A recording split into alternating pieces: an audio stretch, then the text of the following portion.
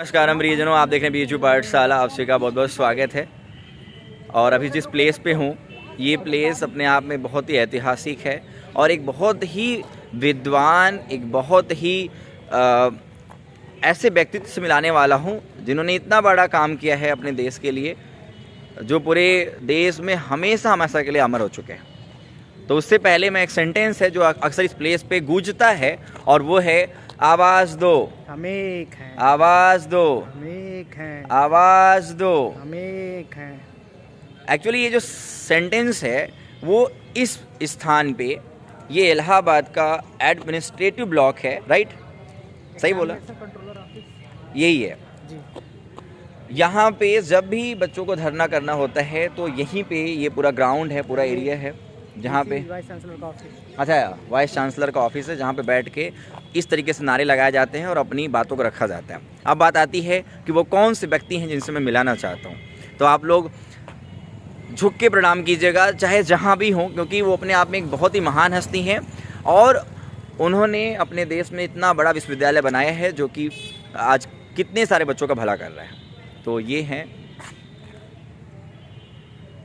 सत सत नमन मालवीय जी को, काशी हिंदू विश्वविद्यालय के संस्थापक, और इलाहाबाद विश्वविद्यालय से पढ़ के आज देश के तमाम विद्यार्थियों के लिए इतना बड़ा जो इन्होंने काम किया है वो हमेशा हमारे लिए मेमोरेबल होगा।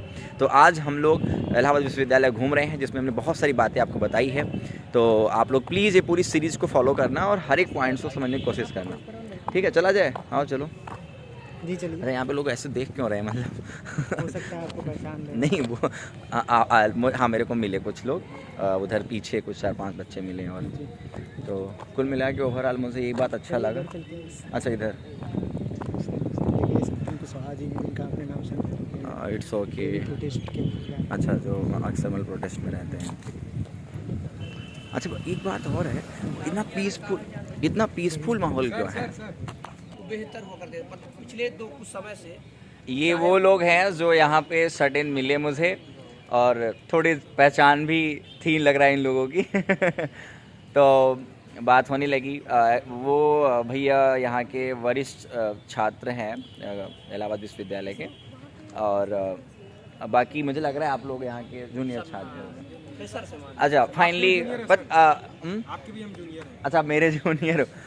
मैं बस एक सेंटेंस, जो अभी एक्चुअली सबसे ज़्यादा तो नए व्यूवर्स इस वीडियो को देखेंगे, उनको पढ़ाई के क्या बोलोगे? मतलब वो डरते हैं यहाँ आने से कि वहाँ बस राजनीति होती है, पढ़ाई नहीं कर पाएंगे, क्या बोलना चाहोगे? इलाहाबाद विश्वविद्यालय में ऐसा कोई भी डर का माहौल नहीं है, कोई भय का माहौल नहीं है कि यहाँ राजनीति के कारण पढ़ाई बाधित होती है। हाँ। हमारी जो लड़ाई होती है, जो भी संघर्ष होते हैं, वो आपकी पढ़ाई के लिए होते हैं। आप अच्छी शिक्षा ग्रहण कर सके, आप अच्छे से, आपके साथ कोई अन्याय ना हो, इसके लिए यहाँ आंदोलन होते हैं।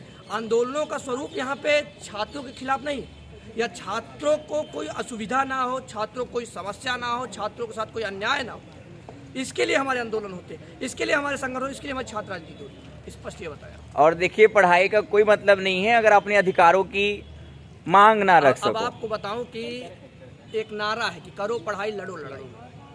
जब आप सिर्फ पढ़ाई तक सिर्फ पढ़ाई बस करें, पढ़ाई के लिए तो डिग्री कॉलेजेस हैं, तमाम चीज़ें आप टैक्स पेयर्स के पैसे से पढ़ते हैं। इलाहाबाद यूनिवर्सिटी हो, चाहे BHU हो, चाहे DU हो, जितने भी सरकारी संस्थान हैं, सारे संस्थान हमारे और आपके पैसे से चलते हैं। तो हमारी क्या जिम्मेदारी बनती है कि सिर्फ हम अपने हक की बात करें, जिनके पैसे पढ़ते हैं उनके लिए ना बोले। हम इसलिए बोलते हैं कि हम टैक्स पेयर के पैसे पढ़ते हैं, तो उनकी भी आवाज़ उठाना हमारा कर्तव्य है।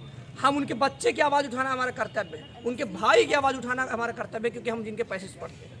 ये हमारी जिम्मेदारी है, या आपकी जिम्मेदारी है, प्रत्येक उन लोगों की जिम्मेदारी है जो टैक्स पेयर्स के पैसे से पढ़ते हैं। बहुत लोग JRF यहाँ बनने आते हैं कि JRF परीक्षा देते हैं, सोचते रिसर्च कर ले, पर ऐसा रिसर्च का क्या मतलब, क्या मायने जब आप उस दुनिया को अपने आप से जोड़ ना पाओ, आप लोगों की समस्याओं से अपने आप को न जोड़ पाओ। तो इसलिए इलाहाबाद विश्वविद्यालय एक ऐसा विश्वविद्यालय, एकमात्र विश्वविद्यालय मैं कहना चाहूँगा अभी भी, जो जिसमें ये है कि आप दूसरों के लिए यहाँ लड़ते हैं। लोग यहाँ दूसरों के लिए लोग अपना सब कुछ कुर्बान करने के लिए तैयार रहते हैं। आपको मैं बताऊँ, अपनी बात बताता हूँ कि यहाँ पिछले 2 वर्षों से इलाहाबाद विश्वविद्यालय मेरा निष्कासन चल रहा है, मेरा प्रवेश निरस्त कर दिया गया। सिर्फ इसमें मेरा कोई व्यक्ति, मैं तो चाहता तो माफ़ी मांग लो, भी मेरा वापस हो जाएगा, पर सिर्फ इसलिए हम लड़ते हैं कि छात्र हमारे जो भाई हैं, जो हमारे साथी हैं, उनके ऊपर कोई अन्याय ना हो सके, उनके लिए कोई ना, इसलिए ये सोचे त्याग की भावना सिर्फ इलाहाबाद में आ मिल सकती है। बहुत बहुत धन्यवाद भैया। निश्चित तौर से आप जैसे लोगों की भी ज़रूरत विश्वविद्यालय में हमेशा से रही है और मैं चाहूँगा कि लोग हमेशा अपना समर्थन बनाए रखें, क्योंकि देखो अगर आपके पास समस्याएं प्रशासनिक लेवल पे अगर आती हैं तो ऐसे लोग ही हैं जो आपको साथ देंगे। अब बाकी ये लोग जो बहुत ही शांत से खड़े हैं, कुछ बोलना चाहोगे? सर आप सवाल पूछिए, हम लोग तैयार हैं। अगर ऐसा लोगों को लगता है कि इलाहाबाद विश्वविद्यालय में राजनीति होती है या फिर पढ़ाई का माहौल नहीं है, सिंपल एक लाइन में ख़त्म करूंगा कि अगर आपको मतलब सिंपल पढ़ाई करना है तो आप गांव में किसी भी प्राइवेट फॉर्म से करके भर के उसके बाद फिर कहीं भी कोचिंग वगैरह कर सकते हैं। इलाहाबाद विश्वविद्यालय में एडमिशन लेने का ही यही होता है कि हर स्तर से आप लोग का विकास हो, चौमुखी विकास हो, चाहे वो पढ़ाई को लेकर के हो, राजनीति को लेकर के हो या किसी अन्य विषय में हो। राजनीति भी करना कुछ गलत नहीं है। आप अगर यहाँ विश्वविद्यालय लेवल से राजनीति करते हैं तो आप ग्राउंड लेवल की संघर्ष को जानते हैं, लोगों की समस्या जो होती है वो जानते हैं। तो आप अगर ऊपर उस लेवल पे जाते हैं तो वहाँ उस चीज़ को मेंटेन कर पाएंगे। तो बिल्कुल राजनीति अगर यहाँ से कर रहे हैं तो वो भी बहुत सही बात है, कोई गलत काम नहीं है। यूजीसी और नेट का रिजल्ट जारी हुआ है, वहाँ आप देखेंगे कि सबसे ज्यादा नेट और जेआरएफ के छात्र यहीं से पास हुए हैं। अरे मैंने तो पीसीएस वगैरह का देखता हूँ यार, यहाँ तो हॉस्टल के हॉस्टल में पीसीएस में तकरीबन हर साल 80 से 100 लड़के पीसीएस होते हैं और पीसीएस जे 80 से 100 लड़के होते हैं। तो ये देश के किसी विश्वविद्यालय में, मतलब प्रदेश के किसी विश्वविद्यालय में, चाहे बीएचयू हो, चाहे लखनऊ विश्वविद्यालय हो, चाहे कहीं भी यूनिवर्सिटी हो, कहीं भी ऐसा नहीं है। सबसे ज्यादा अगर कहीं प्रशासनिक पदों पर नियुक्तियां होती हैं या फिर आप असिस्टेंट प्रोफेसर भर्ती देखिए, यहाँ जितने भी सारे के सारे सबका नियुक्ति हो गई। असिस्टेंट पूरे उत्तर प्रदेश के अंदर आप देखेंगे जितने भी असिस्टेंट आप किसी महाविद्यालय में जाएंगे तो वहाँ पाएंगे कि इलाहाबाद यूनिवर्सिटी से पढ़े यहाँ के assistant professor, associate professor Allahabad. बड़ी बात है, बड़ी बात है। और जो लोग कहते हैं कि यहाँ के छात्र नेता जो है सिर्फ छात्र राजनीति करते हैं, तो आपको बताऊं कि अभी जेआरएफ का रिजल्ट घोषित हुआ है। हमारे यहाँ उपाध्यक्ष है अखिलेश यादव और उनके खिलाफ लड़े थे संदीप बरोबरा, दोनों लोग जेआरएफ हो गए, एक साथ जेआरएफ हुए, जबकि जेआरएफ में तो कोई पॉलिटिक्स चलता नहीं है, कोई पॉलिटिक्स। उसके बाद अभी यहाँ पे अभी असिस्टेंट प्रोफेसर भर्ती हुई अंग्रेजी विभाग में। यहाँ 2017 में चुनाव लड़े थे मृत्युंजय परमार, दूसरे नंबर पे थे, यहाँ पे असिस्टेंट प्रोफेसर नियुक्त हुए इंग्लिश में। तो आप सोचिए कि यहाँ किस प्रकार है। आपको बताऊँ 2013 में यहाँ पे छात्र संघ अध्यक्ष लड़ी थी रोशनी यादव मैम है, वो इस समय एसडीएम है अम्बेडकर नगर में।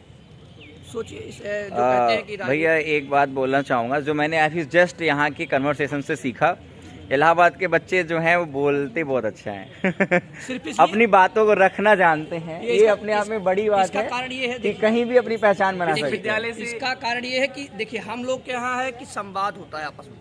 यहाँ ये नहीं है कि सिर्फ हम कक्षा लेते हैं, कक्षा लेने के बाद भाग जाते हैं। यहाँ जैसे ये हमारे छोटे भाई, इनसे हम बात कर सकते हैं बेहिचक और ये भी कोई वो नहीं है कि हम कोई इनसे गुंडाई करते हैं। आप पूछेंगे जिस प्रकार से प्रेम भाव से प्रणाम भी करते हैं, सब कुछ बहुत सम्मान के साथ। इलाहाबाद में जिस प्रकार से सीनियर और जूनियर का सम्मान है, सीनियर और जूनियर का जो कल्चर है बहुत शानदार है, बहुत बढ़िया। अगर किसी भी नहीं, मैं भी देखा, मैं तो ऑनलाइन खैर टीचर हूँ, मैं उधर से आ रहा था, जो लोग मुझे जानते हैं बड़ा अच्छे से अभिवादन कर रहे थे, प्रणाम पहले कर दिया गया था यहाँ पे कि वो इनका देखिए हम लोग का द्वितीय वर्ष होने वाला है, रिजल्ट अभी आया नहीं है, कुछ बच्चे फेल भी हो सकते हैं, बैक भी लग सकता है, पास हो सकते हैं, ठीक है। लेकिन यही कहना है कि विश्वविद्यालय में आने के बाद हम यही सीखे हैं कि सबसे पहले यहाँ पे आए तो पहला दिन आंदोलन चल रहा था, तो बच्चे अगर यहाँ आ रहे हैं तो वो सिर्फ जो है एक कोना में बंद होकर पढ़ाई अगर करने चाह रहे हैं तो इलाहाबाद विश्वविद्यालय ना आए, वो अगर आना चाह रहे हैं तो हर चीज में भाग ले, एक एक चीज और एक चीज बता दें, यहाँ पे जो सफलता का रेशियो वो 100% है, क्योंकि यहाँ जो भी छात्र आता है जीवन में अपने कहीं न कहीं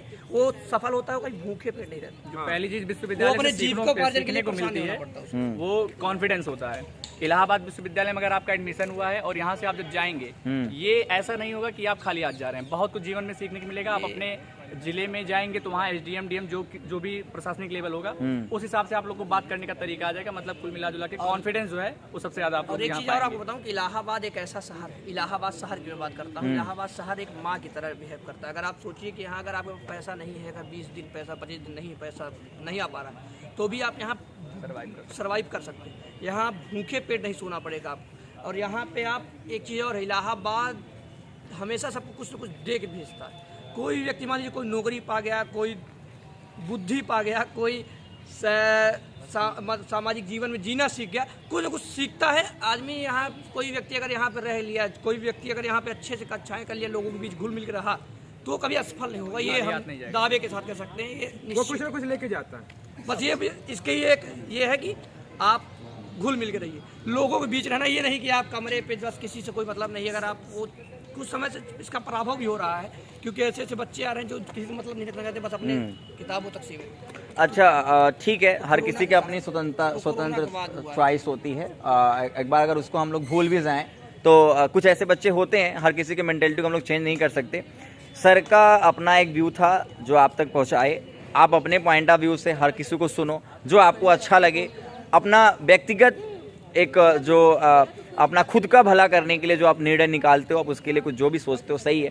और लास्ट में यही बोलूँगा कि इस विश्वविद्यालय की सबसे खास बात, मतलब हर कुछ से हट के, पढ़ाई से भी हट के, राजनीति से भी हट के, कोई ऐसी चीज़ जो बहुत मज़ेदार होती है, क्या है वो? कोई ऐसी चीज़? देखिए, यहाँ सबसे मज़ेदार जो चीज़ है कि यहाँ अनुभव तो मान लीजिए, अनुभव तो ठीक है, अनुभव नहीं, अच्छा, स्पोर्ट्स और सीनियर और जूनियर का सबसे बड़ी चीज यहाँ ये एक है सबसे यहाँ बड़ी पे बात कि जब आप यहाँ पे आते हैं प्रवेश भवन में, आप जब अपना रजिस्ट्रेशन करवाते हैं तो उसके फॉर्म में मतलब कुछ ऐसा केमिकल रहता है ना कि आपका डीएनए चौड़ा हो जाता है। आप मतलब किसी से डरते नहीं हैं। ये वाला ये चाहिए था। आप किसी डरते आप अपने लिए लड़ना बताओ कि चाहिए। आप भी दुनिया के किसी विश्वविद्यालय में जाएंगे, वहाँ अगर इतनी पुलिस फोर्स, जिन्हें यहाँ पुलिस फोर्स लगी रहती है, और यहाँ पे खड़ी करिए लड़के कोई दे, यहाँ का लड़का चाहे डीएम खड़ा हो जाए, चाहे एसएसपी खड़ा हो जाए, मैं अपनी बात करता हूँ कि यहाँ अगर हर हम किसी से लोग बात रख सकते हो लास्ट। बात रखने की बात नहीं है, हाँ, यहाँ हम अपने हिसाब से अपनी बात मनवाते हैं। अगर हम गलत नहीं यहाँ सही हम ढंग अगर से ये बात बहुत अच्छा बोला इन भैया ने। अमित सिंह। अमित सिंह बहुत अच्छा बोला।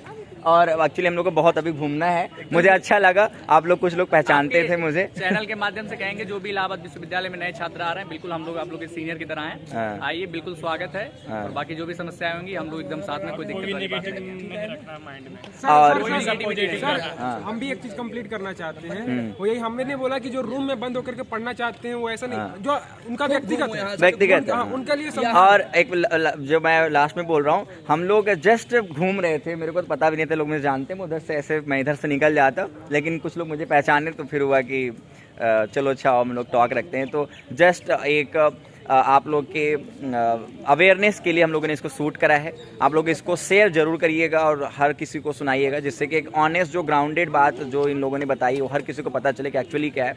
So thank you so much भैया, और thank you so much everyone. ठीक है, आइए हम लोग कुछ और भी बातें करें। अच्छा ठीक है, तो आगे कंटिन्यू करते हैं।